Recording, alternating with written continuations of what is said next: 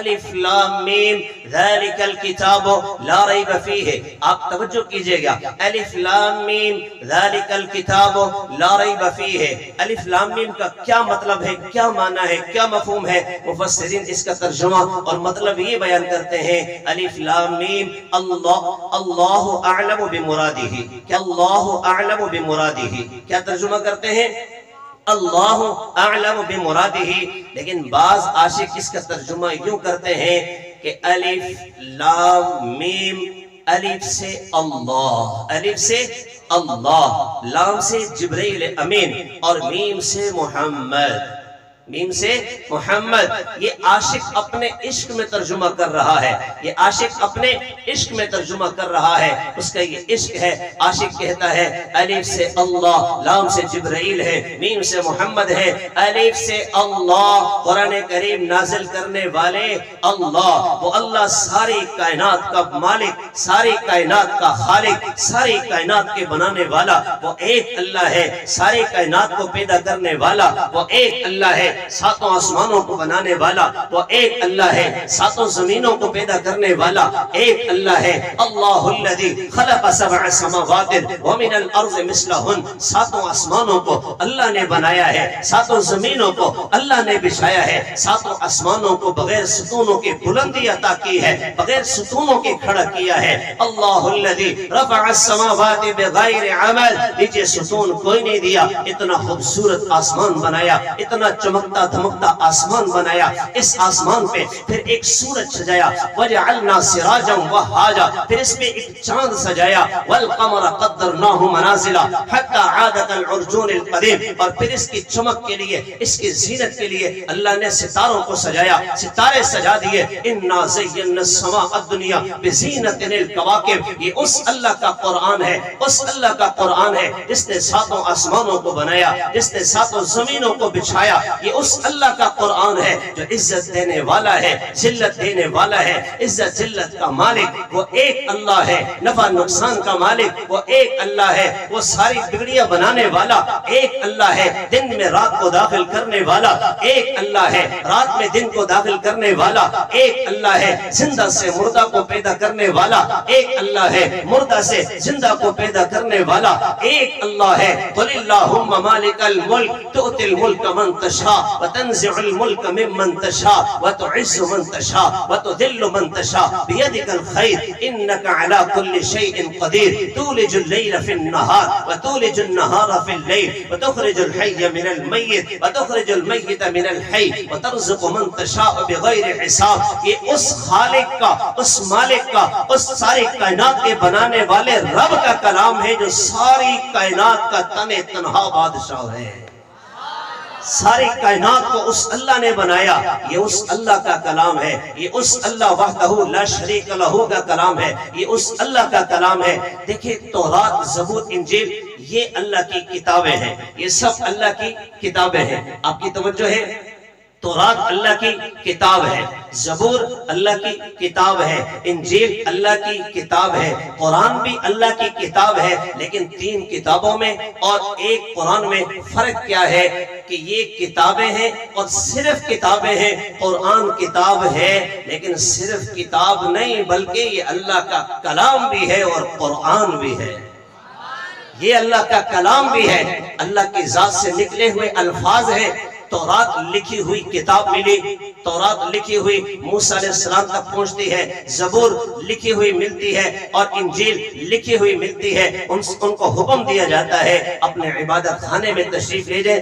میں آپ کو کتاب دینے لگا ہوں, موسیٰ علیہ السلام کو کوہ طور پہ بلایا جا رہا ہے, میں تمہیں کتاب دینے لگا ہوں, یہاں پہ آ جاؤ. لیکن میرے محبوب آقا کی جب باری آئی تو اللہ نے لکھی ہوئی کتاب نہیں دی, اللہ نے لکھی ہوئی کتاب نہیں دی, اللہ نے کتاب نہیں دی. اللہ کے نبی نے بھی لکھی ہوئی کتاب صحابہ کو نہیں دی. پھر صحابہ کے پاس پہنچنے کے بعد کتاب بنتی ہے. الف لام میم, میرے نقطے کو سمجھیں, الف لام میم ذالک الکتاب لا ریب فیہ, الف لام میم اللہ نے قرآن نازل کیا، جبرائیل امین کے ذریعے سے نازل کیا، محمد مصطفیٰ صلی اللہ علیہ وسلم کے قلب اطہر پہ نازل کیا۔ اللہ سب سچوں سے بڑا سچا جبرائیل امین کو قرآن دیا، جبرائیل امین کو وحی دے کر بھیجتے ہیں۔ جبرائیل امین سارے فرشتوں کے سردار ہیں جو وحی لے کر آ رہے ہیں۔ اللہ تعالیٰ یہ وحی جبرائیل کو دے رہے ہیں، قرآن جبرائیل کو دے رہے ہیں، جاؤ میرے نبی کے پاس لے کر آؤ۔ اور پھر ان کی صفائی اللہ خود بیان کرتے ہیں کہ یہ امانت دار ہیں، جبرائیل خیانت کرنے والا نہیں۔ میں نے جبرائیل کو وحی دی اور یہ وحی لے کر میرے نبی کے قلب اطہر پہ پہنچتا ہے، میرے نبی کے پاس پہنچتا ہے، یہ خیانت نہیں کرتا۔ میں نے دی وحی، میں نے قرآن دیا، ایک آیت دی جبرائیل لے کر جا رہے ہیں، دو آیتیں دی جبرائیل لے کر جا رہے ہیں، ایک سورت دی جبرائیل لے کر جا رہے ہیں، اور ایک سپارہ دیا جبرائیل لے کر جا رہے ہیں۔ امانت دار ہے، امین ہے، خیانت نہیں کر رہے، اللہ دے رہے ہیں، جبرائیل لے کے جا رہے ہیں۔ اور کس مقام پہ نزول ہو رہا ہے؟ میرے نبی کے قلب اطہر پہ۔ یہ ترجمہ کسی عاشق نے کیا کہ الف سے اللہ، کہ اللہ نے قرآن بھیجا ہے، لام سے جبرائیل ہے کہ جبرائیل قرآن لے کے آنے والا ہے، اور جس ہستی کے قلب اطہر پہ قرآن اتر رہا ہے وہ محمد مصطفیٰ ہے۔ یہ ترجمہ تو کسی عاشق نے کیا۔ میں نے قرآن سے پوچھا کہ قرآن تو بھی اس کی تائید کرتا ہے؟ تو قرآن نے کہا ہاں، اس عاشق نے بڑا اچھا ترجمہ کیا ہے، اچھا مفہوم بیان کیا ہے، میں بھی اس کی تائید کرتا ہوں۔ تو تائید یوں کی، نزل بہ الروح الامین علی قلبک لتکون من المنذرین، نزل بہ الروح الامین، یہ نازل کرنے والا اللہ ہے اور جبرائیل امین لے کر آنے والے ہیں۔ اور نزول کہاں ہو رہا ہے؟ علی قلبک، میرے محبوب آپ کے قلب اطہر میں میرا قرآن نازل ہو رہا ہے، میرے نبی آپ کے دل پہ میرا قرآن نازل ہو رہا ہے۔ الف لام میم ذالک الکتاب لا ریب فیہ، آپ ترجمہ دیکھیں، ذالک الکتاب لا ریب فیہ، اس کتاب میں شک کوئی نہیں، اس کتاب میں شک کوئی نہیں۔ اللہ نے قرآن بھیجا، کلام بھیجا، لیکن لکھی ہوئی کتاب نہیں بھیجی۔ لیکن اللہ کہتے ہیں اس کتاب میں شک کوئی نہیں، اس کتاب میں شک کوئی نہیں، اس کتاب میں یا اللہ کتاب کہاں ہے؟ کتاب کہاں ہے؟ کتاب تو ہمیں نظر نہیں آ رہی۔ یا اللہ کون سی کتاب کی بات کر رہا ہے؟ یا اللہ تو نے کتاب نازل کی نہیں، تو نے کتاب نازل کی نہیں، تو نے کہا کہ ذالک الکتاب لا ریب فیہ، اس کتاب میں شک کوئی نہیں۔ یا اللہ کتاب بتا تو صحیح۔ اللہ نے مجھے جواب دیا، اللہ نے فرمایا کہ میں نے قرآن نازل کیا تھا، میں نے قرآن بھیجا تھا، میرے محبوب کے قلب اطہر پہ نازل ہوا تھا، میرے محبوب کے پاس قرآن آیا تھا، یہ قرآن تھا، میرے محبوب کے پاس جب پہنچا ہے، یہ قرآن ہے، میرا کلام ہے۔ ابھی تک کتاب بنی نہیں، کتاب تو بعد میں بنے گی، لیکن پہلے سے اس پر مہر لگا لی کہ اس کتاب میں شک کوئی نہیں۔ یا اللہ کون سی کتاب ہے؟ اللہ نے بتایا یہ وہ کتاب ہے جو میرے نبی سے لے کر صحابہ لکھیں گے، اس کتاب میں کوئی شک نہیں۔ کون سی کتاب؟ جو صحابہ نے لکھی ہے۔ کس نے لکھی ہے؟ کس نے لکھی ہے؟ صحابہ نے لکھی ہے۔ کون سی کتاب؟ جو صحابہ نے لکھی ہے۔ اب وہ کیسے لکھی ہے ذرا توجہ کیجئے گا۔ حضور پاک صلی اللہ علیہ وسلم کے زمانے میں قرآن آ رہا ہے، صفحے پہ لکھا، قرآن آ رہا ہے کسی پتھر پہ لکھا، قرآن آ رہا ہے کسی ہڈی پہ لکھا، قرآن آ رہا ہے کسی مختلف جگہ پہ لکھا، کسی ایک کتاب میں لکھا ہوا نہیں ہے۔ حضور پاک صلی اللہ علیہ وسلم نے لکھ کر دیا بھی نہیں، حضور پاک علیہ السلام نے لکھوایا بھی نہیں۔ جب حضرت صدیق اکبر خلیفہ اول، خلیفہ بلا فصل سیدنا ابو بکر صدیق رضی اللہ عنہ کا دور آیا، ان کے دور کے اندر جنگ یمامہ ہوئی۔ اس جنگ کے اندر بڑے بڑے قرآن شہید ہوئے، بڑے بڑے قرآن قاری شہید ہوئے جو قرآن کے ماہر تھے۔ جنگ یمامہ کے اندر وہ شہید ہوئے۔ جنگ یمامہ کے اندر جب ان کی شہادت ہوئی تو حضرت عمر رضی اللہ عنہ حضرت صدیق اکبر کے پاس آئے، امیر المؤمنین، بڑے بڑے قرآن صحابہ شہید ہو گئے، قرآن کہیں ہم سے ضائع نہ ہو جائے، قرآن کہیں نکل نہ جائے، اس لیے ایسا کرتے ہیں کہ قرآن کریم کو لکھوا لیتے ہیں۔ تو حضرت صدیق اکبر کو بھی شرح صدر ہو گیا۔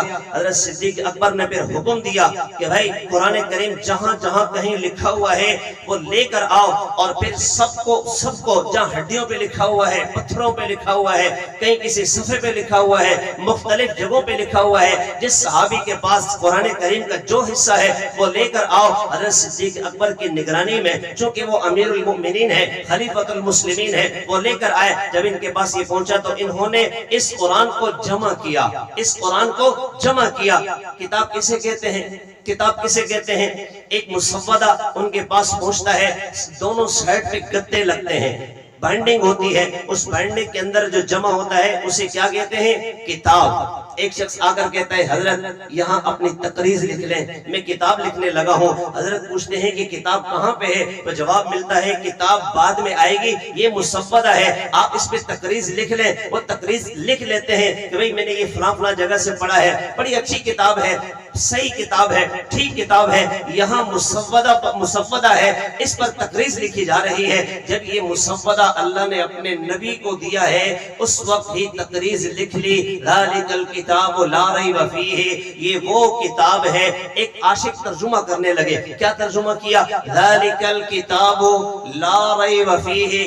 ذالک اہل علم جانتے ہیں، ذالک اس میں اشارہ یہ بعید کے لیے، دور کے لیے استعمال ہوتا ہے، قریب کے لیے اشارہ ہوتا ہے ھذا الکتاب، یہ کتاب۔ لیکن اللہ نے ھذا الکتاب نہیں فرمایا، بلکہ اللہ نے کیا فرمایا؟ ذالک الکتاب لا ریب فیہ، وہ کتاب۔ کون سی کتاب؟ میں نے پیچھے ترجمہ کیا، وہ کتاب جو میں نے قرآن کی صورت میں، کلام کی صورت میں اپنے نبی کو دی ہے، میرے نبی کے پاس جو پہنچی ہے، میرے نبی کے پاس جو پہنچی ہے۔ بعد میں صحابہ لکھوائیں گے، بعد میں 14ویں 15ویں صدی میں کوئی آئے گا اور آ کر انکار کرے گا، وہ کہے گا کہ بھائی یہ تو صحابہ کی لکھی ہوئی کتاب ہے، ہم اس سے نہیں مانتے۔ اللہ نے شروع ہی میں لکھ لیا ذالک الکتاب لا ریب فیہ، اس میں کوئی شک نہیں ہے، یہ وہ کتاب جو حضرت صدیق اکبر رضی اللہ تعالی عنہ نے جمع کر لی۔ یہ کتاب جمع ہو گئی۔ اللہ کے نبی صلی اللہ علیہ وسلم نے تراویح 3 دن پڑھائی۔ آپ حضرت کتنے دن پڑھتے ہیں تراویح؟ پورا مہینہ پڑھتے ہیں نا؟ ایسا تو نہیں کہ آج ختم ہو گیا بس تراویح کی چھٹی ہو گئی، ایسا تو نہیں ہے، پورا مہینہ پڑھیں گے نا۔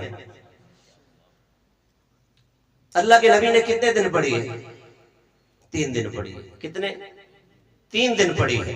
ایک دن اللہ کے نبی تراویح پڑھا کے گھر تشریف لے گئے، دوسرے دن پھر پڑھائی پھر تشریف لے گئے، تیسرے دن پھر پڑھائی تشریف لے گئے، چوتھے دن صحابہ انتظار میں صفیں بنا کے بیٹھے ہوئے، حضور پاک علیہ السلام تشریف لائیں گے، حضور پاک علیہ السلام آئیں گے، تراویح پڑھائیں گے۔ جیسے 3 دن پڑھائی ہے، حضور پاک علیہ السلام تشریف نہیں لائے، رات ساری گزر گئی، صبح حضور تشریف لائے۔ حضور پاک علیہ السلام نے فرمایا کہ مجھے پتا تھا کہ تم انتظار کر رہے ہو، لیکن میں نہیں آیا۔ میرے نہ آنے کی وجہ کیا ہے؟ وجہ یہ ہے کہ مجھے خوف لاحق ہوا اگر میں چوتھے دن میں آ جاؤں اور کہیں ایسا نہ ہو کہ اللہ تراویح کو فرض کر دے۔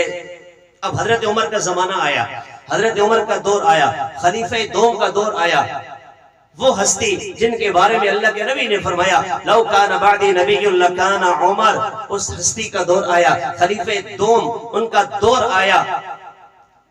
لوگ تراویح پڑھ رہے ہیں، 3 بندے یہاں کھڑے ہوئے، 3 صحابہ یہاں کھڑے، 2 بندے وہاں کھڑے، 5 وہاں کھڑے ہوئے، مختلف جگہوں پہ تراویح ہو رہی ہے، جماعت کی صورت میں بھی ہو رہی ہے، کوئی اکیلے بھی پڑھ رہے ہیں، لیکن اجتماعی شکل نہیں ہے، سارے ایک جگہ جمع نہیں ہے، ایک مسجد ہے لیکن مختلف جماعتیں ہو رہی ہے۔ حضرت عمر فاروق رضی اللہ عنہ جب تشریف لائے تو انہوں نے سب کو جمع کیا، جمع کر کے فرمایا کہ اس امت کے قاری ابی ابن کعب آج کے بعد امام ہوں گے اور ہم سب ابی ابن کعب کے پیچھے تراویح پڑھیں گے۔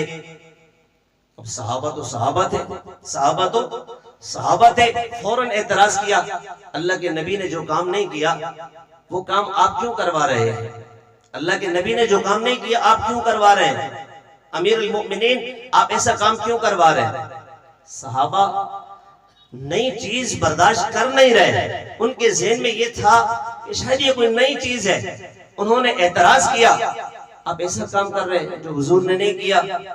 حضرت عمر فرمانے لگے حضور پاک علیہ السلام نے 3 دن تراویح پڑھائی، چوتھے دن حضور پاک علیہ السلام جب تشریف لائے تو حضور نے کیا فرمایا تھا؟ حضور پاک علیہ السلام نے فرمایا تھا کہ میں اگر آج آ جاتا مجھے خوف لاحق ہوا، مجھے ڈر لاحق ہوا کہیں ایسا نہ ہو کہ یہ تراویح فرض ہو جائے، یہی کہا تھا۔ جس وقت حضور یہ فرما رہے تھے میں بھی موجود تھا یا صرف آپ لوگ تھے؟ انہوں نے سب نے فرمایا کہ آپ بھی موجود تھے۔ فرمایا کہ یہی تو میری دلیل ہے، یہی تو میری دلیل ہے۔ کیا دلیل ہے؟ اللہ کے نبی نے فرمایا کہیں ایسا نہ ہو کہ یہ تراویح فرض ہو جائے۔ حضور پاک علیہ السلام فرما رہے ہیں مجھے ڈر لاحق ہوا یہ فرض ہو گئی تو میری امت مشقت میں پڑ جائے گی، جیسے فجر چھوڑنے کی وجہ سے عذاب ہوگا، ظہر چھوڑنے کی وجہ سے عذاب ہوگا، عصر چھوڑنے کی وجہ سے عذاب ہوگا، مغرب کی نماز چھوڑنے کی وجہ سے عذاب ہوگا، عشاء چھوڑنے کی وجہ سے عذاب ہوگا۔ اگر میری امت کہیں کسی وجہ سے تراویح بھی چھوڑ دے گی میری امت عذاب میں پڑ جائے گی، مجھے ڈر لاحق ہوا اس لیے میں چوتھے دن نہیں آیا۔ فرمایا کہ یہی میری دلیل بنتی ہے۔ اب آپ یہ بتائیں وہ ہستی جن کے بارے میں اللہ کے نبی نے فرمایا کہ میرے بعد اگر کوئی نبی ہوتا تو وہ عمر ہوتا، عمر کہتے ہیں یہی تو میری دلیل بن رہی ہے۔ حضور نے فرمایا تھا کہ فرض ہونے کا خطرہ ہے۔ آپ یہ بتائیں کہ حضور پاک علیہ السلام ہم میں موجود ہیں یا پردہ فرما گئے؟ سب نے کہا کہ وہ پردہ فرما گئے، دنیا سے چلے گئے۔ اب وہی آ سکتی ہے؟ سب نے جواب دیا کہ نہیں جی اب وہی نہیں آ سکتی۔ حضور پاک علیہ السلام چلے گئے، وہی تو نبی پہ نازل ہوتی ہے، اب وہی نہیں آ سکتی۔ اب آپ یہ بتائیں کہ تراویح کی فرضیت آ سکتی ہے؟ تو جواباً سب نے کہا کہ نہیں اب فرضیت نہیں آ سکتی، اس لیے کہ پہلے حضور موجود تھے، وہی آتی، وہی آنے کے بعد تراویح فرض ہو جاتی، لیکن اب حضور ہم میں نہیں ہے، وہی نہیں آئے گی۔ جب وہی نہیں آئے گی تو تراویح فرض نہیں ہوگی۔ اسی لیے تو کہہ رہا ہوں کہ آج کے بعد وہ کام کریں گے جو اللہ کے نبی نے اجتماعی شکل میں کیا تھا۔ حضور پاک علیہ السلام نے تراویح پڑھائی تھی، آپ سب حضرات پیچھے کھڑے تھے، ہم سب حضور کے پیچھے کھڑے تھے۔ اب فرضیت کا خطرہ ٹل گیا، آج کے بعد اجتماعی طور پہ سب مل کے تراویح پڑھیں گے۔ آپ حضرات نے تراویح پڑھی، آپ حضرات تراویح پڑھتے ہیں، آپ پہ اللہ کا کرم ہے۔ اور تراویح کس کے پاس ہے پتہ ہے؟ تراویح کس کے پاس ہے؟ ارے جس کے پاس صحابہ ہیں تراویح ان کے پاس ہے۔ نہیں سمجھے آپ؟ جن کے پاس صحابہ نہیں اللہ دی قسمیں ان کے پاس تراویح نہیں۔ جن کے پاس صحابہ نہیں ان کے پاس تراویح کہتے نہیں ہم نہیں مانتے۔ کیوں نہیں مانتے بھائی؟ بولے یہ تو عمر نے شروع کی، ہم نہیں مانتے۔ پھر کیا ہوا؟ عمر نے شروع کی، چلے ہم اگر تھوڑی دیر کے لیے مان لیتے ہیں عمر نے شروع کی ہے، نہیں پڑھو گے؟ نہیں ہم نہیں پڑھیں گے۔ تمہیں تکلیف کیا ہے؟ ہمیں تکلیف یہی ہے کہ جو عمر تھا نا، عمر اس نے ہم یہودیوں کا بیڑا غرق کر کے رکھا تھا، ہم سبائیوں کا بیڑا غرق کر کے رکھا تھا عمر نے، اس لیے عمر والی تراویح ہم نہیں پڑھیں گے۔ نے کہا اچھا اللہ کے نبی سے پوچھتے ہیں۔ پہلی تو بات یہ ہے کہ اللہ کے نبی نے خود پڑھائی ہے تراویح۔ دوسری بات یہ ہے کہ اگر حضرت عمر شروع کرتے تب بھی مجھ پہ اور آپ پہ یہ لازم ہوتی، سنت موقدہ ہے، میں نے اور آپ نے یہ پڑھنی ہوتی۔ کیوں؟ اللہ کے نبی نے فرمایا علیکم بسنتی وسنت الخلفاء الراشدین المہدیین۔ میری سنت نہیں، صرف میری سنت نہیں، تم پہ لازم ہے میری سنت، اسی طرح میرے خلفاء راشدین مہدیین کی سنت تم پہ لازم ہے۔ عمر نے شروع کی۔ آپ یقین کریں جن کے پاس تراویح نہیں ان کے پاس صحابہ نہیں، جن کے پاس صحابہ نہیں ان کے پاس تراویح نہیں، جن کے پاس صحابہ نہیں اللہ کی قسم، اللہ کی قسم کھا کے کہتا ہوں ان کے پاس قرآن نہیں ہے، ان کے پاس قرآن نہیں ہے۔ ان کے پاس کرائے کے لوگ ملیں گے، کرائے کے قرآن کے حافظ ملیں گے، ان کے پاس قرآن نہیں ہے۔ قرآن ان کے پاس ہے جن کے پاس صحابہ ہے، جن کے پاس صحابہ ہے۔ ہمیں سارا دین صحابہ نے دیا، ہم تک یہ قرآن پہنچا ہے، صحابہ نے دیا ہے، ہم تک دین پہنچا ہے، صحابہ نے دیا ہے، اذان پہنچی ہے، صحابہ نے دی ہے، ہم تک نماز پہنچی ہے، صحابہ نے دی ہے، زکوٰۃ پہنچی ہے، صحابہ نے دی ہے۔ دین کا کوئی بھی جز اٹھا کے دیکھ لے، ہمیں صحابہ نے دیا ہے، صحابہ نے دیا ہے، صحابہ نے دیا ہے۔ اللہ نے صحابہ سے رضا کا اعلان کر دیا، والسابقون الاولون من المہاجرین والانصار والذین اتبعوہم بإحسان رضی اللہ عنہم ورضوا عنہ، اللہ نے رضا کا اعلان کر دیا، میں ان سے راضی ہو گیا، اس لیے کہ یہ میرے محبوب سے محبت کرنے والے ہیں، اس لیے کہ میرے محبوب کے شاگرد ہیں، اس لیے کہ میرے محبوب کے مرید ہیں، اس لیے کہ ان میں میرے نبی کی مراد ہے، اس لیے کہ یہ دین کو آگے پہنچانے والے ہیں۔ اللہ نے دین دیا اپنے نبی کو، نبی علیہ السلام نے دین دیا صحابہ کو، صحابہ نے دین دیا تابعین کو، تابعین نے دین دیا تبع تابعین کو، انہوں نے ائمہ مجتہدین کو، یہ دین آگے علماء تک پہنچا ہے، یہ دین وہاں سے چلتے چلتے چلتے مجھ تک اور آپ تک پہنچا ہے۔ وہ دین جو آج ہمارے پاس صحیح سلامت موجود ہے، وہ ہمیں کس نے دیا ہے؟ صحابہ نے دیا ہے، ہمیں صحابہ نے دیا ہے۔ دین کے جس دنیا کے جس کونے میں چلے جائے وہاں دین ہے، صحابہ نے پہنچایا ہے، جہاں کہیں قرآن ہے صحابہ نے پہنچایا ہے، زکوٰۃ ہے صحابہ نے پہنچائی ہے، صدقہ ہے صحابہ نے پہنچایا ہے، اللہ کا تعارف صحابہ نے کروایا ہے، اللہ کے نبی کا تعارف صحابہ نے کروایا ہے۔ اسی لیے میں کہتا ہوں صحابہ صحابہ کا ورد صبح و شام کرتا ہوں، صحابہ کے چاہنے والوں کو سلام کرتا ہوں، نفرت نہیں مجھے کسی بھی انسان سے، مگر دشمن صحابہ پہ لعنت سر عام کرتا ہوں۔ صحابہ صحابہ ہیں، ہمیں قرآن کہاں سے ملا؟ صحابہ سے ملا ہے۔ کہاں سے ملا ہے؟ صحابہ سے ملا ہے۔ اللہ کے نبی کے سب سے پہلے مرید اور پہلے شاگرد جو سب سے پہلے کلمہ پڑھنے والے ہیں، خلیفہ اول، خلیفہ بلا فصل سیدنا ابو بکر صدیق رضی اللہ عنہ کی ہستی ہے، ہر موقع پہ حضور کے ساتھ ہے۔ حضور پاک علیہ السلام نے کلمہ پیش کیا، سب نے، کسی نے کہا کہ میں مشورہ کر کے بتاؤں گا، کسی نے کہا کہ میں سوچوں گا، کسی نے مخالفت کی، لیکن جب صدیق اکبر کی باری آئی، حضور پاک علیہ السلام نے صدیق کے سامنے کلمہ پیش کیا، انہوں نے فوراً کلمہ پڑھا، اشہد ان لا الہ الا اللہ اشہد ان محمد رسول اللہ۔ اس امت میں سب سے بڑی ہستی کا نام خلیفہ اول، خلیفہ بلا فصل سیدنا ابو بکر صدیق رضی اللہ عنہ ہے۔ اس قرآن کو جمع کرنے والے بھی سیدنا ابو بکر صدیق رضی اللہ عنہ ہیں۔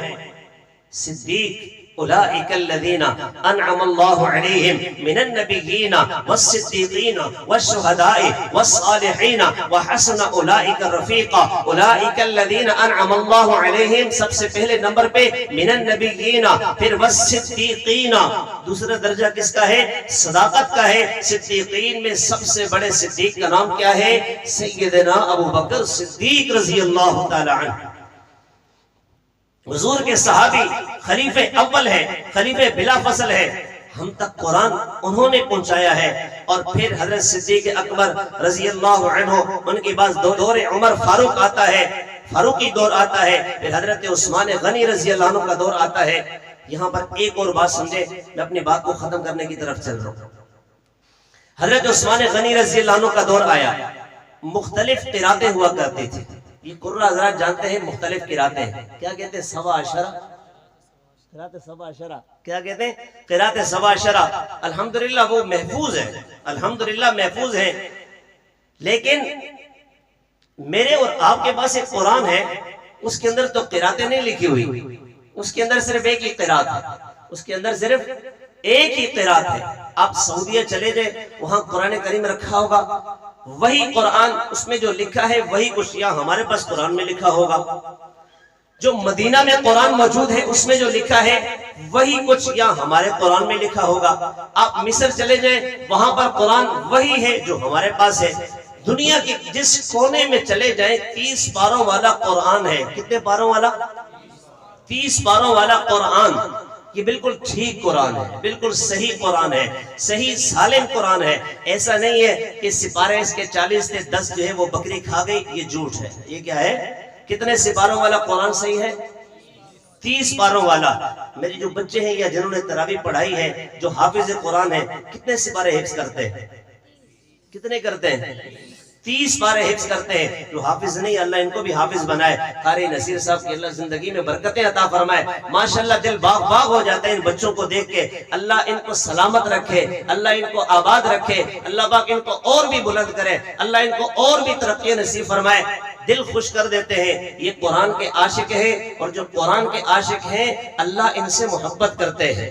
اللہ ان سے محبت کرتے ہیں، اللہ کے نبی بھی ان سے محبت کیا کرتے تھے، اللہ کے نبی کو بھی قرآن سے محبت تھی، حضور پاک علیہ السلام قرآن پڑھا کرتے تھے، حضور پاک علیہ السلام محبت میں قرآن سنا کرتے تھے، آ کر صحابہ سے کہتے تھے قرآن سناؤ مجھے، صحابہ کہتے ہیں یا رسول اللہ آپ پہ تو قرآن نازل ہوا ہے، ہم آپ کو کیسے سناؤں؟ حضور پاک علیہ السلام فرماتے ہیں میرا جی چاہتا ہے کہ آپ مجھے قرآن سنائیں، قرآن سننے کو جی چاہ رہا ہے، قرآن کریم سننے کو جی چاہ رہا ہے۔ تو یہ قرآن جو پڑھا جا رہا ہے تراویح کے اندر کتنے سپاروں والا ہے؟ 30 سپاروں والا ہے، اور یہ قرات قریش ہے۔ کون سی قرات ہے؟ قرات قریش ہے۔ اس پر کس نے جمع کیا؟ حضرت عثمان غنی رضی اللہ عنہ کے دور میں سب کو متفقہ طور پہ فرمایا کہ یہ مصحف عثمانی اس کو جمع کرو، ہر جگہ پہ بھیجو، ہر ملک میں بھیجو، ہر طرف قرآن کریم بھیجو، یہ جو قرآن کریم ہے قرات قریش پر سب کو جمع کرو۔ پھر سب کو پوری امت کو قرات قریش پہ جمع کیا، جہاں کہیں چلے جائیں یہ 30 پاروں والا قرآن وہ ہے حضرت عثمان غنی رضی اللہ عنہ جن کا لقب ہے جامع القرآن، انہوں نے اس انداز میں یوں جمع کیا تھا۔ تو یہ تیسرے خلیفہ تھے۔ پھر چوتھے خلیفہ حضرت علی المرتضی شیر خدا رضی اللہ تعالی عنہ، حضور پاک صلی اللہ علیہ وسلم کے داماد، حضور پاک صلی اللہ علیہ وسلم کے کزن، حضور پاک علیہ السلام کے چچا زاد، حضور کی سب سے پیاری بیٹی بی بی فاطمہ الزہرا رضی اللہ تعالی عنہا کے شوہر حسنین کریمین، جن کے بارے میں اللہ کے نبی نے فرمایا سیدہ شباب اہل الجنہ الحسن والحسین، سیدہ شباب اہل الجنہ، جنت کے نوجوانوں کے سردار ہیں علی، ان کے بابا، ان کے ابا حضرت علی رضی اللہ تعالی عنہ چوتھے خلیفہ ہیں۔ وہ بھی قرآن کے ماہر تھے، وہ بھی قرآن پڑھا کرتے تھے، قرآن کریم کی تلاوت کیا کرتے تھے، ساری رات وہ بھی قرآن پڑھا کرتے تھے، انہیں بھی قرآن سے محبت تھی، اور علی بھی یہی قرآن پڑھا کرتے تھے، یہی 30 پاروں والا قرآن پڑھتے تھے، وہی قرآن جو حضور پاک علیہ السلام پہ نازل ہوا، دور صدیقی میں پڑھا گیا، اور اس کے بعد پھر دور فاروقی میں پڑھا گیا، پھر حضرت عثمان غنی کے دور میں پڑھا گیا، حضرت علی المرتضی شیر خدا رضی اللہ تعالی عنہ نے بھی وہی پڑھا، وہی قرآن علی نے بھی پڑھا۔ یہ 4 خلفاء ہیں، خلفائے راشدین انہیں کہتے ہیں۔ انہیں کیا کہتے ہیں؟ خلفائے راشدین کہتے ہیں۔ میرے اور آپ کے محبوب آقا نے فرمایا اصحابی کالنجوم فبأیہم اقتدیتم اہتدیتم، میرے صحابہ ستاروں کی مانند ہیں، ان میں سے جس کی بھی پیروی کرو گے ہدایت پاؤ گے، جس کی بھی پیروی کرو گے ہدایت پاؤ گے۔ کسی ایک صحابی کے پیچھے چل پڑے سیدھا جنت میں جائیں گے۔ پہلے زمانے میں جب یہ بحری سفر ہوتے تھے نا، پانی پہ سفر ہوتے تھے، تو اب راستہ کیسے پتا چلے گا؟ وہ تو پرانا زمانہ ہے، سفر اب آگے راستہ معلوم کرنا ہے، کیسے پتا چلے گا؟ ستاروں کو دیکھتے تھے، یہ ستارہ یہاں جا رہا ہے، یہ ستارہ وہاں جا رہا ہے، یہ وہاں جا رہا ہے، ستاروں سے رہنمائی حاصل کرتے تھے۔ اللہ کے نبی نے فرمایا اصحابی کالنجوم فبأیہم اقتدیتم اہتدیتم، میرے صحابہ ستاروں کی مانند ہے، ان میں سے جس کا بھی اقتداء کرو گے، جس کی بھی پیروی کرو گے ہدایت پاؤ گے۔ پھر صحابہ نے سارا دین جمع کیا، سارا دین تابعین کو دیا، انہوں نے تابعین کو دیا، انہوں نے ائمہ مجتہدین کو دیا، علماء کو دیا، صلحاء کو دیا، مجاہدین کو دیا، تبلیغی جماعت والوں کو دیا، خانقاہ والوں کو دیا۔ یہاں جتنے دیندار ہیں سب کے پاس یہ دین ہے، یہ وہی دین ہے جو اللہ نے وہاں سے بھیجا، صحابہ لے کر آئے، ساری دنیا میں پھیلے وہی دین ہے۔ یہ ہم تک دین پہنچانے والے کون ہیں؟ صحابہ۔ کون ہے؟ صحابہ۔ ہم کسی ایک صحابی کا نہ انکار کرتے ہیں نہ کرنے دیتے ہیں۔ اگر کوئی کہے کہ میں نہیں مانتا، اس دن موبائل میں اٹھایا موبائل دیکھا تو ایک شیطان کہہ رہا ہے میں نہیں مانتا، ایک شیطان کہہ رہا ہے میں ابو بکر صدیق کو نہیں مانتا، میں عمر کو نہیں مانتا، کہتے ہیں میں عثمان کو نہیں مانتا۔ تو عالم بیٹھے ہوئے کہنے لگے تو نہیں مانتا، نہ مان۔ یہودی بھی نہیں مانتے، یہودی بھی نہیں مانتے، نہ مانے۔ ارے عیسائی بھی نہیں مانتے، نہ مانے۔ ارے ہندو نہیں مانتے، نہ مانے۔ سکھ بھی نہیں مانتے، نہ مانے۔ ارے دنیا میں اور بھی غیر مسلم لوگ ہیں، اور بھی کافر ہیں، وہ نہیں مانتے، نہ مانے۔ ارے تو نہیں مانتا، تیرے نہ ماننے سے صحابہ کی عزت میں کوئی کمی نہیں آئے گی۔ ساروں کی طرف اگر کوئی تھوک پھینکے اوپر جا کے تھوک کہاں آئے گا؟ اپنے بوتھے پہ آئے گا نا، اپنے منہ پہ آئے گا۔ صحابہ کہتے ہیں میں نہیں مانتا، تو میں نے بھی کہا نہ مانتا، اور نہیں مانتے تو بھی نہ مان۔ تیرے نہ ماننے سے صحابہ پہ کوئی فرق پڑے گا؟ ارے نہیں پڑے گا۔ یہ ماننے کا حکم تو مسلمانوں کو ہے، اس کو ہے